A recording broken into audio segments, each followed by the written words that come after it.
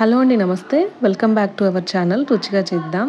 ఈరోజు నేను మామిడికాయతోటి టేస్టీగా ఐస్ క్రీమ్ అనేది ఎలా చేయాలనేది చూపించబోతున్నానండి.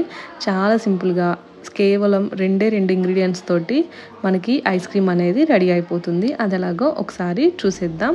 దీనికోసం ఇక్కడైతే నేను బాగా పండిన ఒక మామిడికాయనైతే తీసుకుంటున్నాను.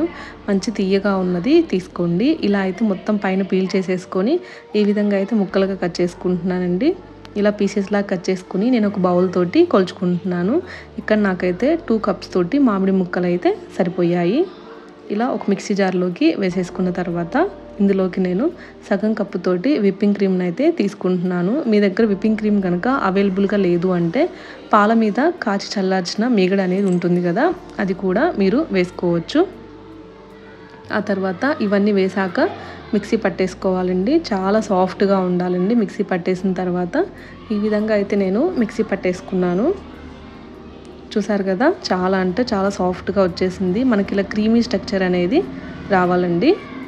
అప్పుడే మనకు ఐస్ క్రీమ్ అనేది పర్ఫెక్ట్గా వస్తుంది.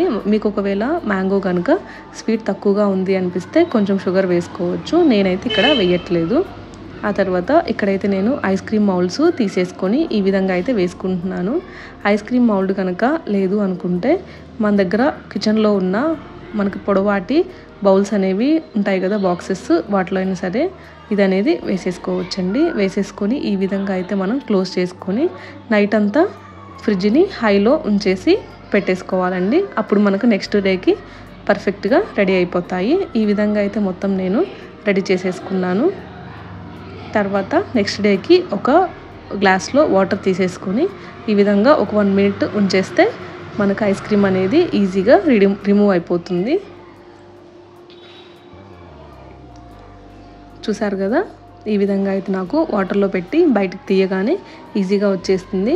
అదే మనం నార్మల్గా లాగితే చాలా టైట్గా ఉంటుంది. సో మీరు ట్రై చేసి ఎలా ఉందనేది కామెంట్ చేయండి.